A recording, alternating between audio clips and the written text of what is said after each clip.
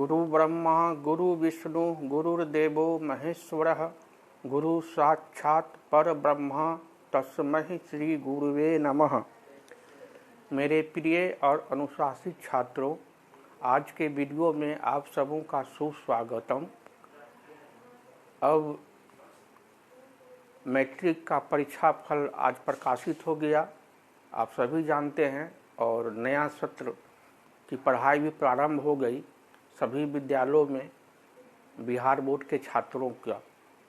तो आज से मैं पुनः ऑनलाइन उपलब्ध रहूँगा आप सभी छात्रों के लिए। आप सभी छात्रों से निवेदन, खास करके बिहार बोर्ड के 10वीं वर्ग मैट्रिक के छात्रों से, कि हमारी बात को आप ध्यान से सुनिएगा और बोर्ड पर मैं जो लिखूँगा उसको बड़े ध्यान से आप अवलोकन कीजिएगा, आपको बहुत ही फ़ायदा होगा। After a long spell of time I am with you with my online course to all the students of Bihar board. Now I am starting geometry, which is a tough subject for the students of rural area related with Bihar board students. Bihar board खास करके ग्रामीण क्षेत्र के विद्यार्थियों को geometry का portion बड़ा कठिन लगता है। मैं बड़े ही सरल ढंग से आपको ज्यामिति सिखलाऊंगा, उसके हर प्रमेय को सिद्ध करूंगा। उस प्रमेय पर आधारित जितने भी तरह के सवाल हैं, उन सवालों का बड़ा ही सुगम ढंग से आपको मैं हल करके बतलाऊंगा। आपसे केवल एक निवेदन, हमारी बात को गौर से सुनिएगा और बोर्ड पर बड़े ही ध्यान से एक कागजित होकर के देखिएगा। तो पहला प्रमेय है, उस प्रमेय को कहते हैं थेल्स का प्रमेय, क्योंकि इस प्रमेय को जन्म देने वाले महान गणितज्ञ थेल्स थे, जो यूनान के रहने वाले थे। और इस प्रमेय का एक और नाम है, इसको आधारभूत आनुपातिकता का प्रमेय भी कहते हैं। क्या कहते हैं थेल्स साहब? त्रिभुज की किसी एक भुजा के समांतर खींची गई रेखा या रेखाखंड अन्य दो भुजा को समान अनुपात में विभाजित करती है। आप सभी पूर्व परिचित हैं कि तीन भुजाओं से घिरे बंद क्षेत्र को त्रिभुज कहते हैं। तो त्रिभुज में तीन भुजा होती है, तीन शीर्ष बिंदु होता है, जिस शीर्ष बिंदु पर दो भुजा आकर के मिल जाता है और उस मिलान बिंदु पर वो बंद हो जाता है। तो त्रिभुज में तीन भुजा होती है, तीन शीर्ष बिंदु होती है, तीन कोण होता है। तो हमारा थेल्स का प्रमेय नंबर 1 कहता है कि त्रिभुज की किसी एक भुजा के समांतर खींची गई रेखाखंड बाकी दो भुजा को समान अनुपात मतलब समान बट्टा में विभाजित कर देगा। इस बात को आप याद भी रखिएगा, क्योंकि ऑब्जेक्टिव में आपको ये पूछ सकता है वस्तुनिष्ठ प्रश्न के रूप में। और इसी बात को हम आपको अब सिद्ध करके समझाते हैं। इसी स्टेटमेंट को, इसको थ्योरम कहते हैं या प्रमेय कहते हैं या साध्य कहते हैं। अब हम प्रमाण के माध्यम से इस बात को साबित करेंगे और उस प्रश्न का समावेश करेगा बिहार बोर्ड। आपको 5 अंक वाले जब साबित करके दिखलाना रहेगा तो लॉन्ग आंसर टाइप क्वेश्चन हो जाएगा। तो आपको दीर्घोत्तरीय में पूछेगा इसी बात को, और इस पंक्ति को आपको याद रखना है ताकि इस प्रमेय के आधार पर जो सवाल हल करने के लिए मिले, आप आसानी से हल कर लीजिए और ऑब्जेक्टिव में काम देगा। तो अब हम आगे बढ़ते हैं।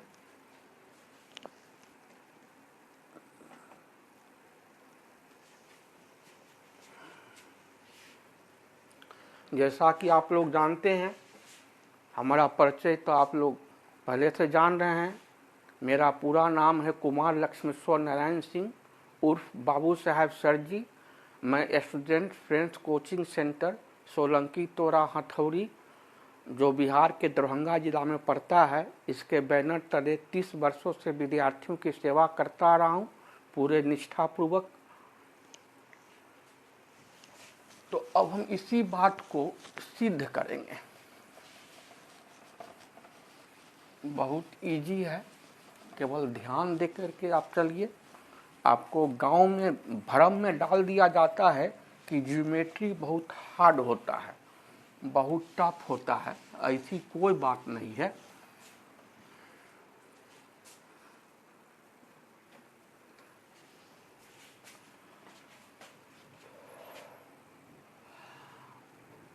अब हम आराम से एक त्रिभुज बनाए।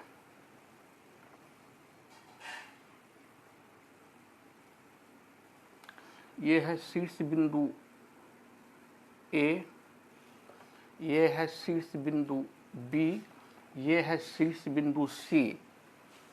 इसको अंग्रेजी में वर्टिसेस कहते हैं और भुजा को साइड कहते हैं। तो पहली भुजा, दूसरी भुजा, तीसरी भुजा।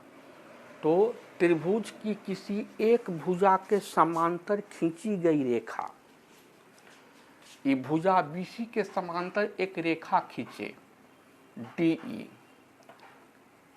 ये डी क्या करेगी, बाकी जो दो भुजा बच गया ए बी और ए सी, तो ए बी भुजा को डी बिंदु पर और ए सी भुजा को ई बिंदु पर समान अनुपात मतलब समान बट्टा में विभाजित कर देगा।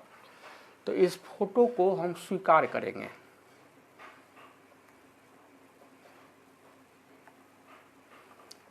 तो ज्यामिति पढ़ रहे हैं, रेखा गणित पढ़ रहे हैं, तो इसको पढ़ेंगे हम मान करके, इसको पढ़ेंगे हम मान करके।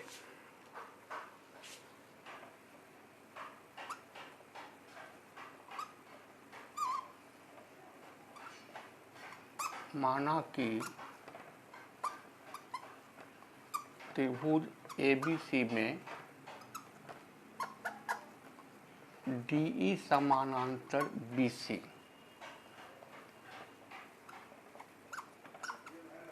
तो हमें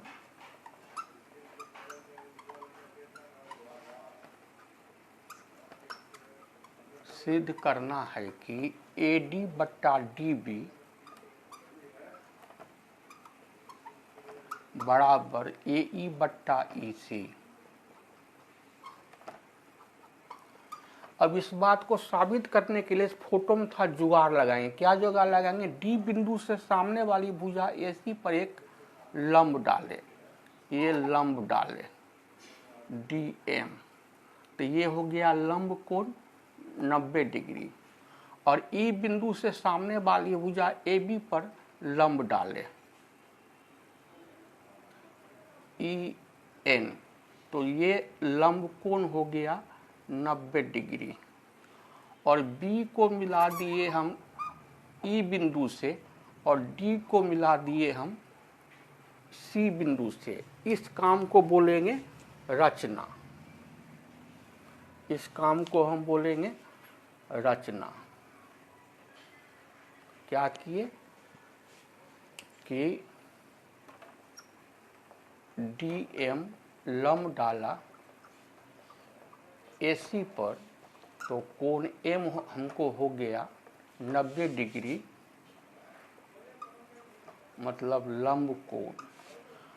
और EN लंब डाला AB पर, कोण N हमको हो गया 90 डिग्री, और 90 डिग्री को बोलेंगे लंब कोण।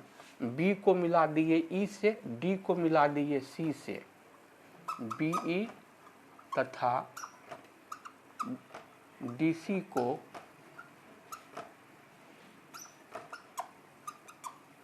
मिला दिया।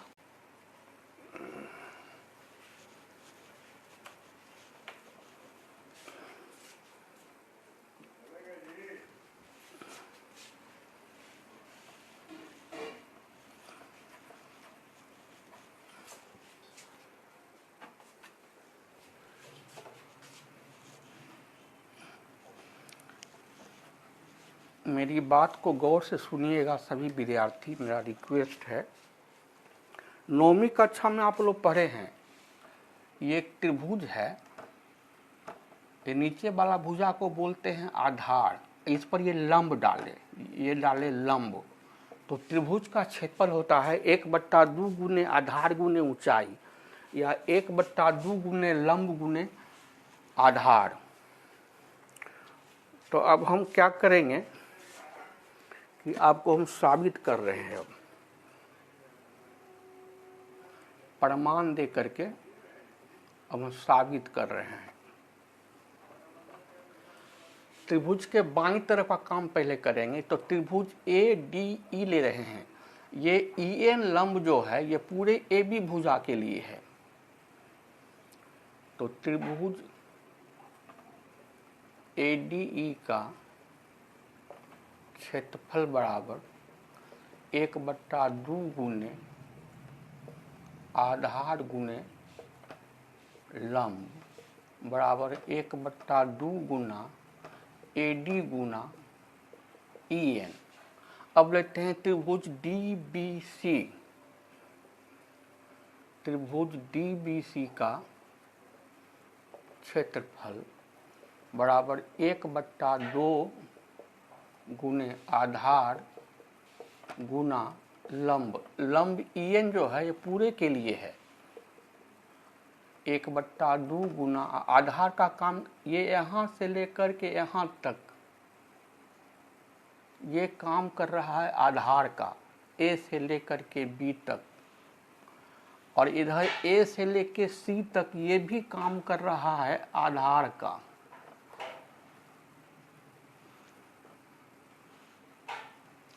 ये डी एम लंब डाला हुआ है और ई एन लंब डाला हुआ है। ये है लंब कोण 90 डिग्री, ये भी है लंब कोण 90 डिग्री। ये है एन बिंदु, ये है एम बिंदु। और बी को मिला दिए हैं ई बिंदु से और डी को मिला दिए हैं सी बिंदु से।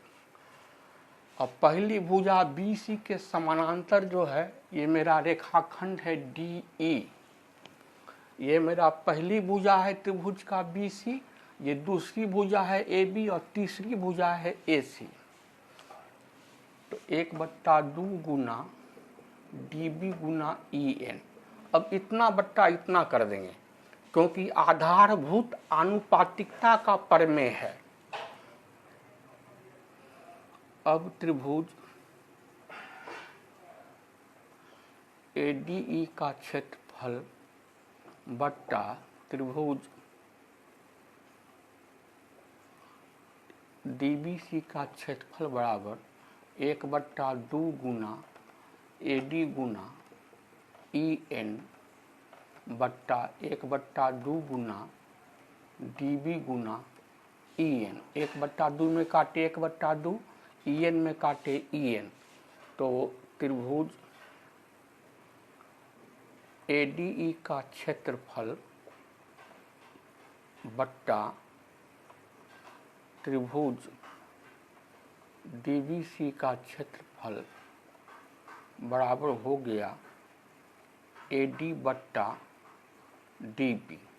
ये हुआ समीकरण नंबर 1। इतना काम आप लोग अच्छे से कर लीजिए। तो ज्यामिति पढ़ते समय आपको घबराना नहीं है, केवल ध्यान देकर के बोर्ड पर लिखी बातों को समझना है और मेरी बात को गौर से सुनना है। आपको ज्यामिति बिल्कुल आसान कर देंगे हम। इसको आप उतार लीजिए, नोट कर लीजिए। तो अभी हम काम किए बाईं तरफ का, तो हमको ए डी बट्टा डी बी मिल गया। अब इतना ही काम हम करेंगे दाईं तरफ। तो दाईं तरफ काम करेंगे तो ये भुजा ए से लेके सी तक हमको काम करेगा आधार का, और ये डी एम या एम डी काम करेगा लंब का पूरे के लिए। हम फार्मूला यही लगाएंगे, 1/2 गुने आधार गुने लंब, फिर 1/2 गुने आधार गुने लंब। तो यहाँ से लेके यहाँ तक आधार है, तो एक बार ए ई लेंगे और एक बार ई सी लेंगे। इसको नोट कर लीजिए आप।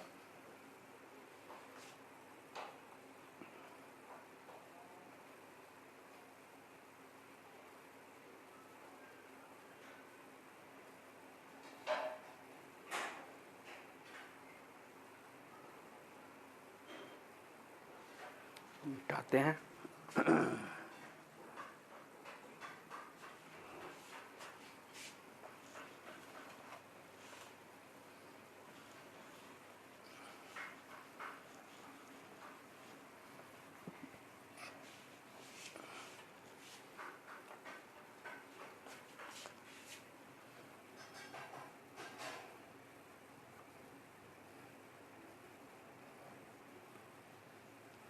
अब त्रिभुज लेते हैं ए ई डी, ये वाला त्रिभुज, तो ये आधार का काम करेगा, ये लंब का काम करेगा।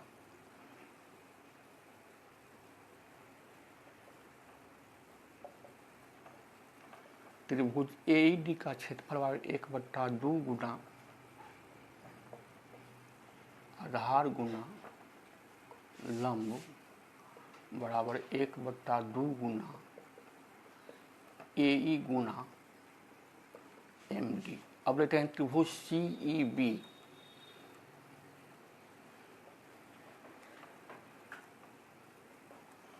त्रिभुज सीईबी का क्षेत्रफल बराबर 1/2 गुना आधार गुना लंब बराबर 1/2 गुना आधार ईसी और लंब यही रहेगा, एमडी ही रहेगा। अनुपात करेंगे, आधारभूत आनुपातिकता का प्रमेय है, तो अनुपात मतलब बट्टा कर देंगे, इतना बट्टा इतना कर देंगे।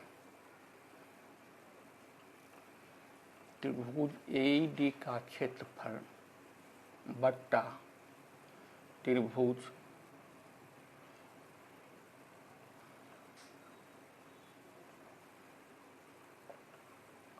का क्षेत्रफल बराबर 1/2 गुना एई गुना एमडी बट्टा इसका है 1/2 गुना ईसी गुना एमडी। 1/2 में एमडी में एमडी कटा,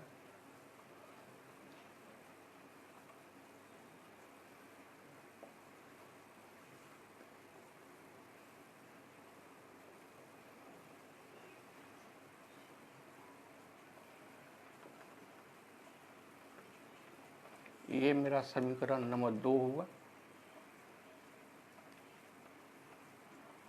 अब समीकरण 1 तथा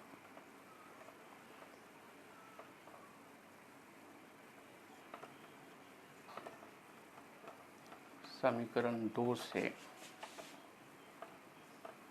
एडी बट्टा डीबी बराबर एई बट्टा ईसी, और यही बात हमको साबित करना था जो प्रूव्ड हो गया। नोट कर लीजिए।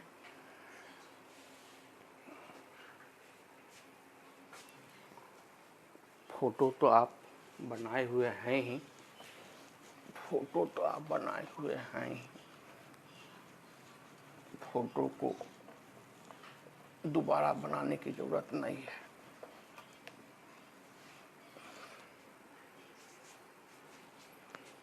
इसको नोट कर लीजिए अच्छे से। तो ज्यामिति का प्रमेय 1 सिद्ध हो गया, ये बड़ा इम्पोर्टेंट प्रमेय है। अब आप क्या कीजिएगा, इसी प्रमेय को होमवर्क के रूप में आप 10 बार सिद्ध कीजिएगा अपने से घर में। तो 10 बार जो इसको आप सिद्ध कीजिएगा बारंबार, तो ये आपकी प्रॉपर्टी हो जाएगी। आप इसको अच्छा से समझ लीजिएगा। ज्योमेट्री और मेंसुरेशन में आपको प्रैक्टिस ज़्यादा करना होगा। मेरा रिक्वेस्ट है कि प्रैक्टिस करने से मत हिचकिचाइएगा, आप अच्छा से ज्यामिति समझ जाइएगा, और ज्यामिति का कोई प्रश्न आपको बोर्ड परीक्षा में नहीं छूटेगा, मेरा वादा है। तो थेल्स का प्रमेय 1 सिद्ध हो गया। फिर कल हम प्रमेय 2 लेकर के आएंगे। तो क्लास 10 के विद्यार्थियों का सत्र शुरू हो गया है। सभी विद्यार्थियों से मेरा नम्र निवेदन है, खूब मन लगा करके पढ़िए। पढ़ने का एक दिनचर्या बना लीजिए, 24 घंटा का दिनचर्या बना लीजिए, और कम से कम 8 घंटा प्रतिदिन पढ़िए। मैक्सिमम 10 घंटा पढ़िए, और 100% सफलता प्राप्त कीजिए। हमारी यही मंगल कामना है। आप सभी विद्यार्थी स्वस्थ रहिए और स्वस्थ रहिए। बहुत बहुत आशीर्वाद।